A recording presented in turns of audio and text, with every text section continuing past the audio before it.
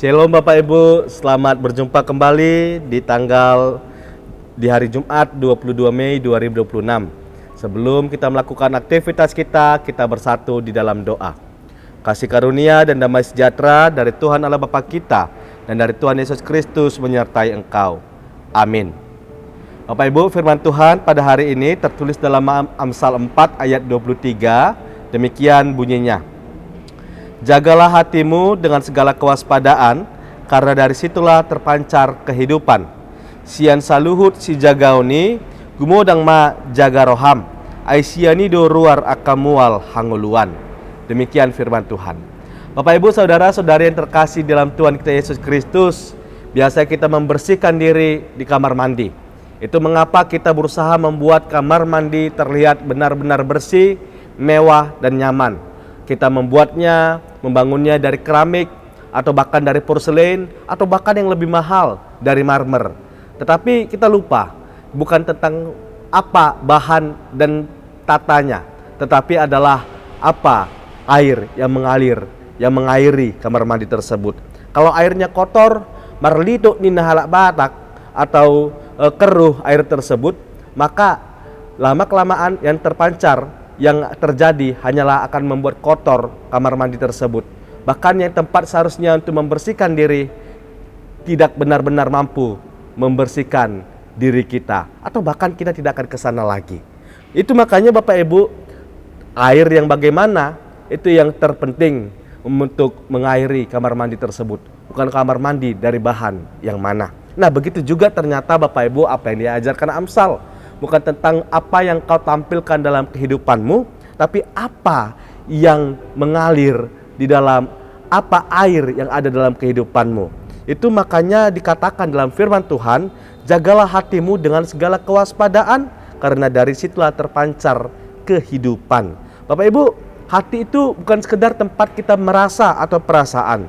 Hati kita adalah pusat dari semua kehidupan kita. Itu adalah apa yang kita pikirkan, apa yang kita inginkan, atau keputusan demi keputusan yang kita ambil berasal dari dalam hati. Itu makanya kalau hati kita baik, penuh dengan damai sejahtera, bersih, maka bersih jugalah apa yang kita lakukan. Tapi kalau air kita keruh, penuh dengan iri hati, penuh dengan kebencian dan sebagainya macamnya, hanya akan memancarkan, mengalirkan hal-hal yang meributkan, hal-hal yang menghancurkan, hal-hal yang menyusahkan dan membuat konflik bagi kita sendiri, bagi orang-orang di sekitar kita, bahkan bagi orang yang kita tidak kenal sekalipun.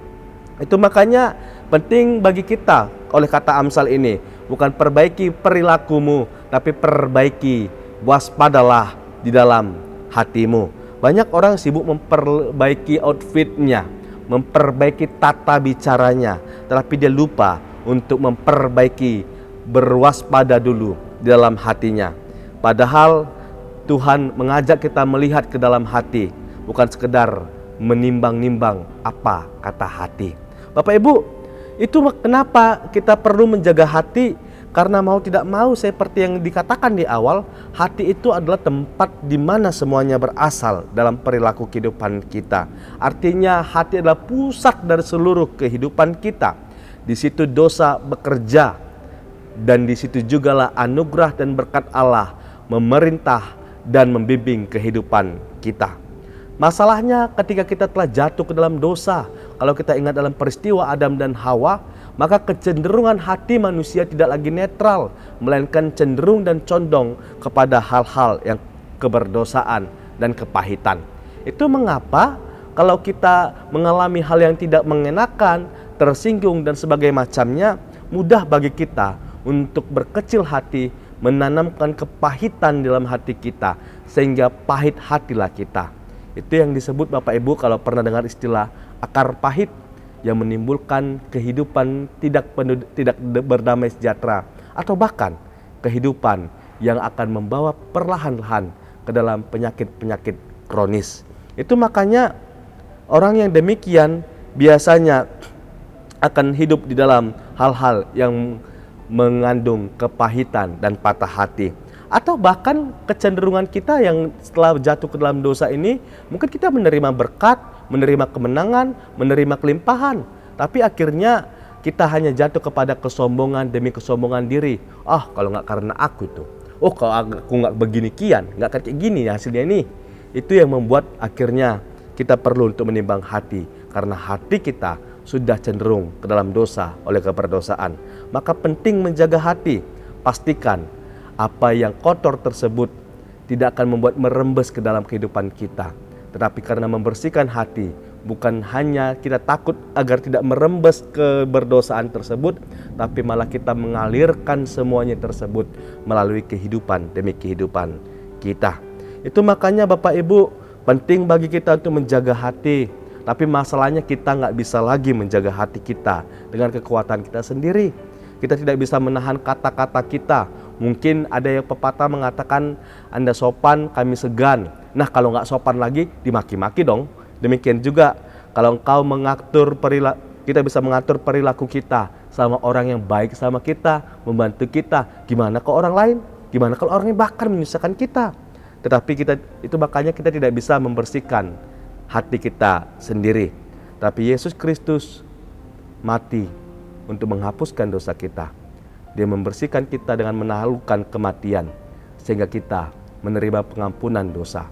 Pengampunan dosa oleh Kristus membuat kita memiliki hati yang bersih.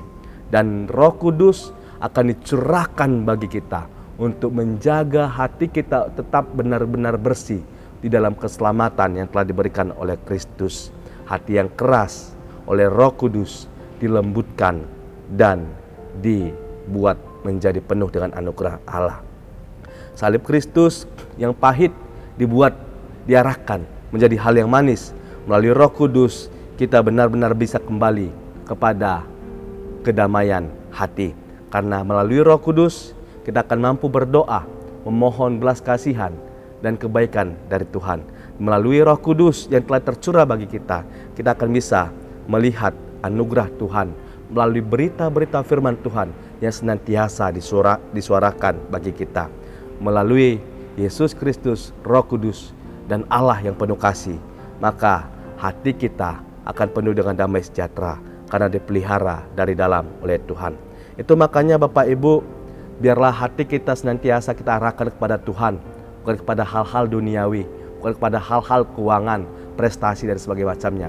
Biarkan Tuhan saja melalui Roh-Nya yang senantiasa mengisi hati kita di dalam kehidupan kita.